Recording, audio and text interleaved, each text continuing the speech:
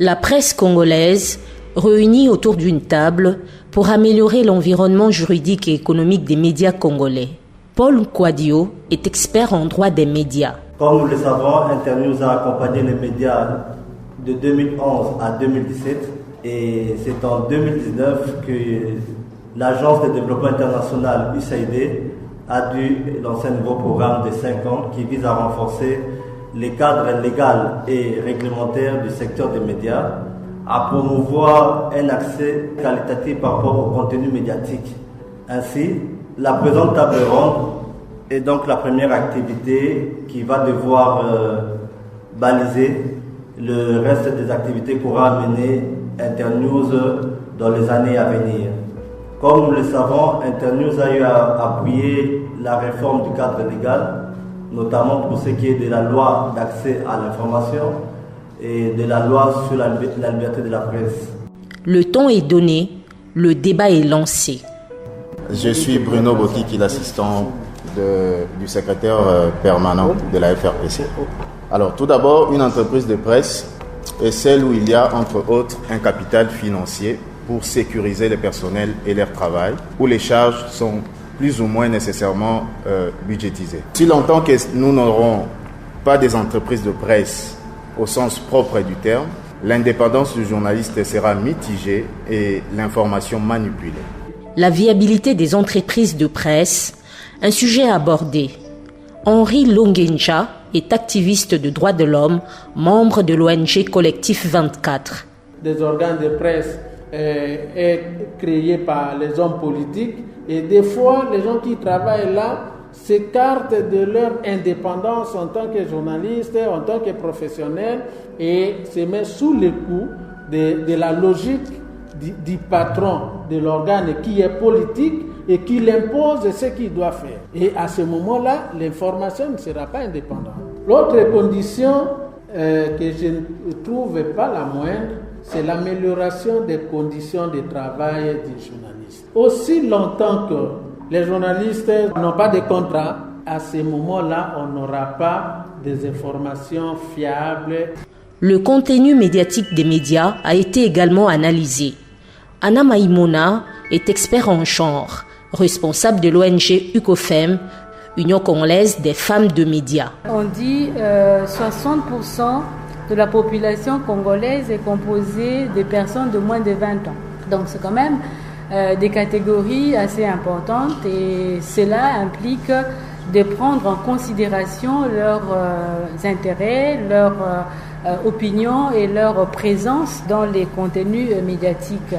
Nous avons beaucoup de médias, que ce soit la presse écrite, la radio, la télévision et les médias en ligne présentement. Donc c'est un atout pour la RDC. Avec tous ces supports, on peut répondre aux besoins de toute la population, tenir compte des besoins des différentes catégories. Mais quand on voit maintenant ces contenus-là, il se dégage que les productions qui ciblent les femmes et les jeunes ne sont pas nombreuses. Et les différentes études menées par l'UCOFEM ou d'autres structures ont révélé que les médias congolais sont très politiques. Que ce soit dans les news, c'est-à-dire l'actualité, que ce soit dans les émissions spécialisées.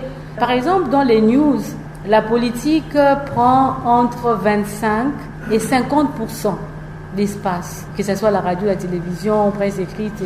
Pourquoi est-ce que les journalistes, en allant sur le terrain, ne donnent pas le micro à la femme? Qu'est-ce qui se passe? Donc là, ça touche un problème sérieux du professionnalisme et des conditions de travail des journalistes. Être professionnel, c'est-à-dire diversifier les sources et équilibrer les sexes. Vous voyez les vieux, les jeunes, les hommes et les femmes. Et ça, c'est un problème pour les productions au niveau du Congo. La précarité des médias, les conditions de travail des journalistes préoccupent les experts. Mais le plus important dans tout cela demeurent les réponses aux solutions à apporter. Henri Longenja du collectif 24. Lorsque nous voyons souvent, on compare avec les organes tels que les journalistes de RFI, BBC, tout ça, ils viennent couvrir une activité, ils ne terminent pas. Pourquoi? Parce qu'il est bien tout. Mais le journaliste congolais, parce qu'il n'est pas bien traité, il doit attendre un transport de secours. Et ce n'est pas de sa faute. Et tout ça, c'est l'organisateur qui doit lui donner la ligne de conduite. Voici ce que vous allez parler. Au lieu que lui-même, en âme, en conscience, en professionnel, puisse dire ce qu'il a compris de ce qu'il a vu. S'exprimer, c'est bien, mais il faut s'exprimer avec toutes les responsabilités. Mais comment peux-je m'exprimer en toute responsabilité dans un pays où je n'ai pas accès à l'information? Aujourd'hui, les journalistes, on les arrête, on les accuse pour diffamation, ainsi de suite, tout simplement parce qu'ils n'ont pas accès à l'information. Parce qu'ils n'ont pas accès aux données. Il faut que la liberté d'information soit là. Que sans la loi d'accès à l'information, tout ce que nous allons faire, on va tamponner. Mais lorsqu'on a la loi d'accès à l'information, même les secrets d'État sont définis. Faut-il agir ou pas? Kabongo est expert en droit des médias. Il est aussi membre de l'ONG GED, journaliste en danger. Oui, il faut agir. Parce que c'est facile de dire ce qui ne va pas, mais il faut commencer par dire ce qui va. Il y a des petits acquis, mais il y a aussi des boulots d'étranglement qu'il faut éclater. Lorsque vous prenez nos lois jusqu'aujourd'hui, il y a les 3 réserves naturelles à la liberté de la presse. L'ordre public, les bonnes mœurs et les droits d'autrui. En fait, l'ordre public, c'est la volonté de César. Je vais vous donner un exemple.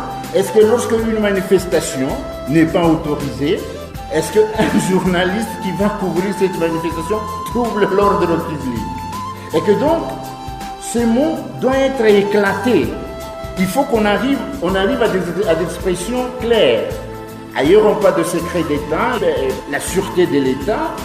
Je propose que soit consacrée dans la loi la clause de conscience reconnue. Et ça, c'est pour lutter, pour que les journalistes soient protégés par rapport à son patron, tout et tout.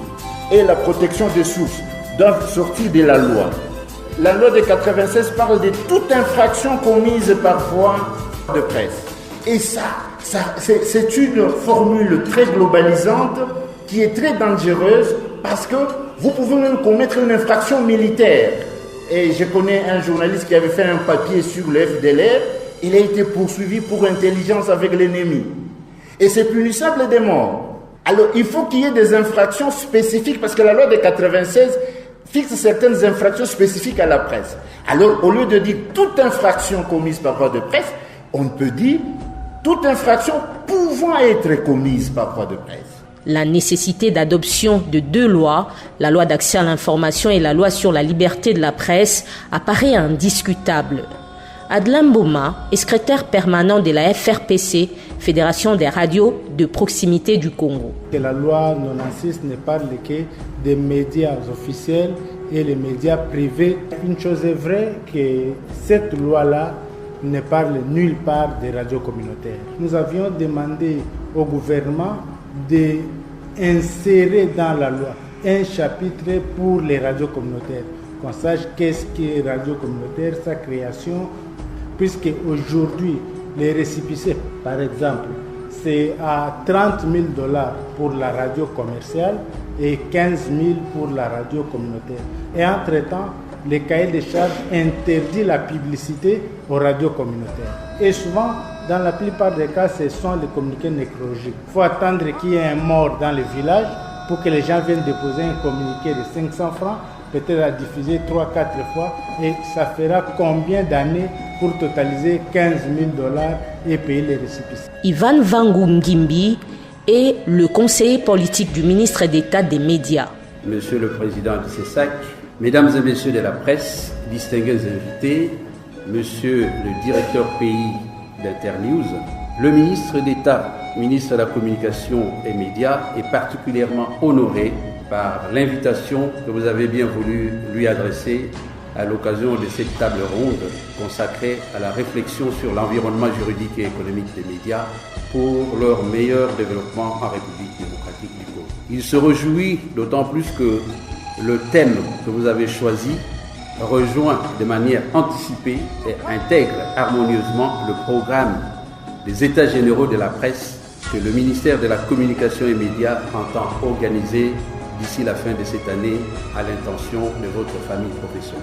Il est convaincu en effet que si l'éminent rôle joué par le quatrième pouvoir dans la sensibilisation de l'opinion et dans l'information des citoyens sur divers sujets de société, tout comme sa fonction de catalyseur du développement et de la coexistence pacifique des sociétés n'appelle pas débat, il en va différemment du cadre légal de l'exercice de cette belle profession et de son environnement économique, car ils ne peuvent être sous-estimés dans la mesure où le triptyque liberté, sécurité et viabilité sont des termes d'une même équation indissociable. En règle générale, les tables rondes, et Dieu seul sait combien il y en a eu dans ce pays, sont l'occasion de faire le point, de jeter un regard rétrospectif sur le chemin parcouru afin de dégager, après évaluation, les éléments nécessaires pour consolider les acquis, améliorer les faiblesses constatées et dessiner de nouvelles perspectives. Malheureusement, et vous conviendrez avec le ministre d'État, que plusieurs résolutions issues de plusieurs forums déjà ont rejoint depuis longtemps le cimetière de nos espoirs déçus.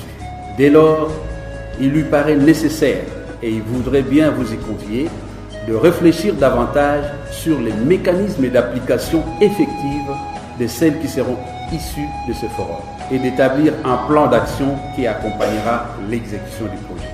Car arracher ou consacrer un droit, c'est une chose, mais réfléchir de façon approfondie aux modalités et à la manière idoine d'exercer ce droit et de le faire jouir à tous en est une autre. Après 5 heures de réflexion, 5 heures de débats, des recommandations ont été formulées. Merci beaucoup. Je me nomme Edmond Isouba. J'ai été choisi par le groupe comme rapporteur. Il y a le président, qui est donc Stanislas Ndiye, qui a dirigé le groupe environnement économique. Nous avons d'emblée répertorié 3 rubriques. Les participants ont demandé au Parlement d'aligner la presse dans la loi budgétaire pour exercice 2020.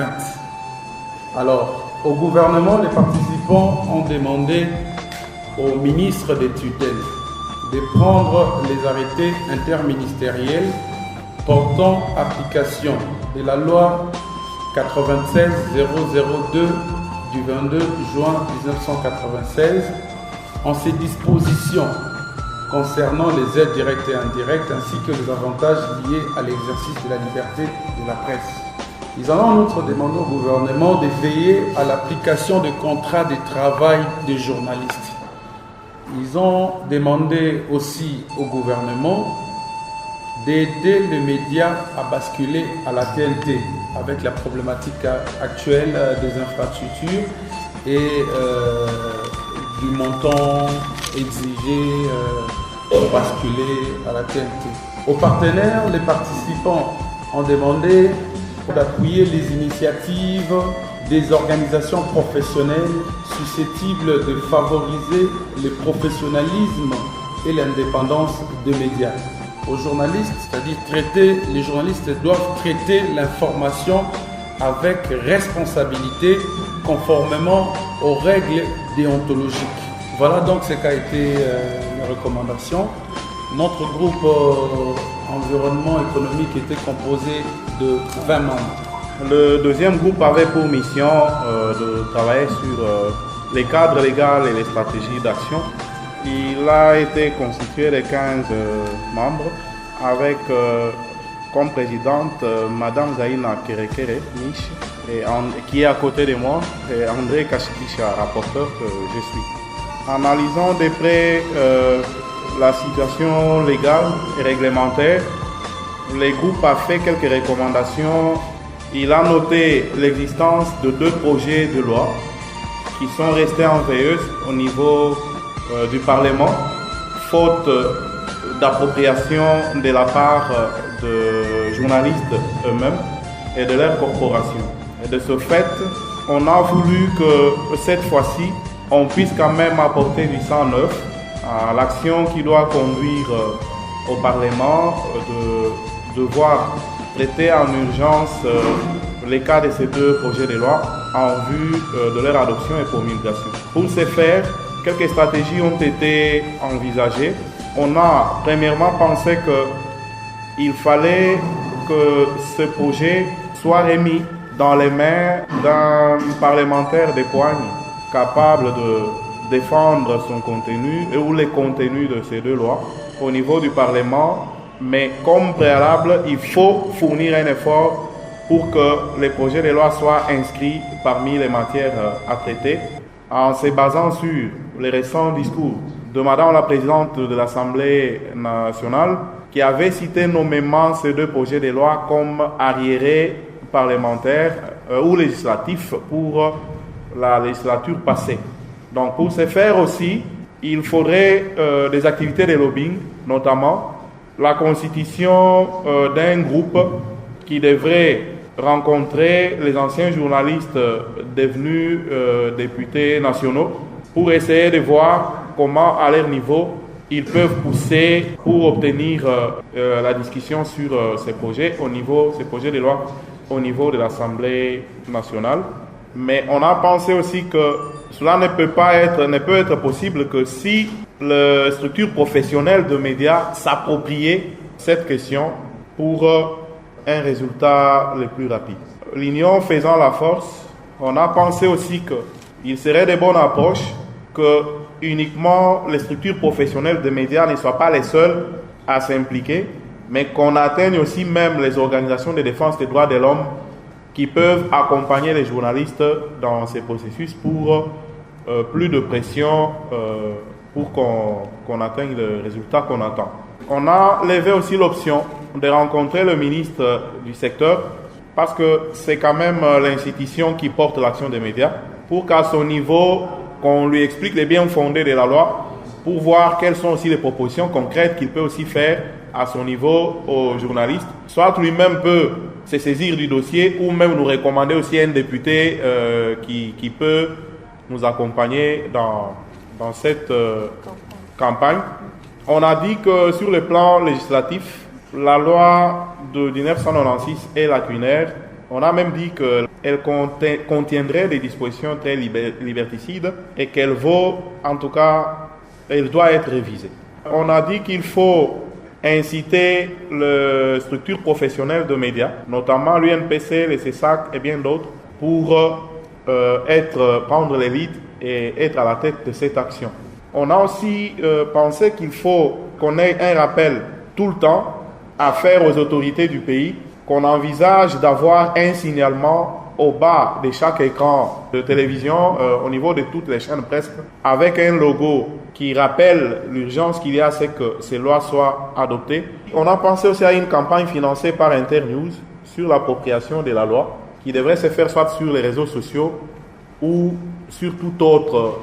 par toute autre voie de communication, mais avec pour cible non seulement les journalistes, mais aussi les maisons des médias et toutes les autres structures qui peuvent avoir un apport important dans l'aboutissement de ces projets.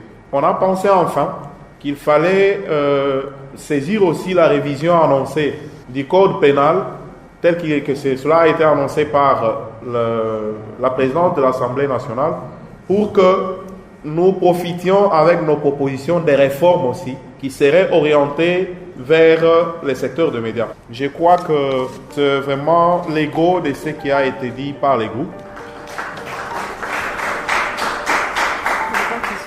Les participants se sont eux aussi exprimés. Je suis Stanin Koundié, le secrétaire général du syndicat des journalistes, le SNPP. Oui, je pense que cette table ronde est tombée à point nommé parce que nous sommes au début d'une nouvelle législature et il était important que nous, en tant que journalistes, nous puissions nous retrouver pour réfléchir sur ce que nous devons faire afin que cette législature qui commence ne soit pas comme les autres et que nous ne puissions pas nous retrouver à la fin en train de gémir comme c'est le cas aujourd'hui, mais qu'au cours de cette législature, nous puissions nous retrouver, que nous puissions voir nos desiderata être pris en compte, à la fois par les législateurs, mais aussi par les pouvoirs exécutifs, afin que la presse soit effectivement le quatrième pouvoir en République démocratique du Congo. Je suis Edmond Izoba, journaliste à objectifinfo.cd. Je suis également journaliste à RTVS 1, un média privé émettant à Kinshasa. Je suis satisfait de participer à cette table ronde qui vient renforcer, je dirais donc, un lobbying qui pouvait donc exister pour permettre aux médias d'atteindre sur le plan économique une certaine indépendance et aux journalistes de jouir non seulement de leur liberté mais de rester professionnels, d'organiser les enquêtes, de respecter aussi leurs propres règles déontologiques. Donc j'encourage les organisateurs à ne pas se limiter seulement là, parce que vous avez vu qu'ici on a parlé aussi des radios communautaires, c'est plus à l'intérieur du pays. Donc il faudrait encore d'autres ateliers ou tables rondes à l'intérieur du pays, question de capter les vraies réalités des journalistes, des médias, de ceux qui sont censés à respecter les lois ou appuyer les journalistes. Voilà. Je m'appelle Kassonga Chilunde, je suis le président de l'Union nationale de la presse du Congo. On a passé de bons moments de revisiter le travail que nous avons fait par rapport aux deux lois. Et je pense que ça nous permet de revigorer ce travail-là, de revenir pour que nous puissions l'adapter et surtout mener un lobbying afin qu'elle puisse être adoptée avant d'être promulguée, parce que nous pensons que le nouveau pouvoir a la volonté de voir le secteur des médias évoluer et ça nous fait plaisir à nous. C'est M. Jean-Robert, c'est J.R. Balengola, le vice-président de l'Observatoire des médias congolais. Il ne faut pas que seulement ces ateliers puissent être des ateliers d'un jour. On aurait pu y avoir 2-3 jours et que ça soit un peu d'une façon un peu permanente pour que les uns et les autres nous amènent, n'est-ce pas, à un bon traitement de l'information. C'est ce que nous recherchons d'ailleurs. Je suis honorable Nelly Mwingatulila de la circonscription de Songololo dans le Congo central et la seule femme élue députée nationale dans le Congo central. D'abord, je suis contente d'être ici. Il fallait qu'il y ait beaucoup de députés dans cette table ronde parce que ça concerne pas seulement le journaliste, ça concerne nous les députés, parce que demain nous allons voter cette loi qui est sur notre table et c'est à vous de nous faire bouger un peu. Et quand vous nous laissez dormir, nous aussi nous allons dormir sur nos oreillers. Mais je suis contente de voir que le journaliste vous démêlez aussi pour le problème qui vous concerne. L'information c'est très nécessaire parce qu'on dit la personne qui n'est pas informée est loin de tout, comme l'a dit un jour l'un de nos musiciens qui a dit c'est la même chose. Et Dieu nous dit mon peuple périt faute de connaissance. Demain après-demain, je suis sûre que je vais demander aux autres députés. Nous allons crier haut et fort pour que cette loi soit votée et promulguée. Merci. La table ronde sur l'environnement juridique et économique des médias congolais sera évaluée dans 2 mois.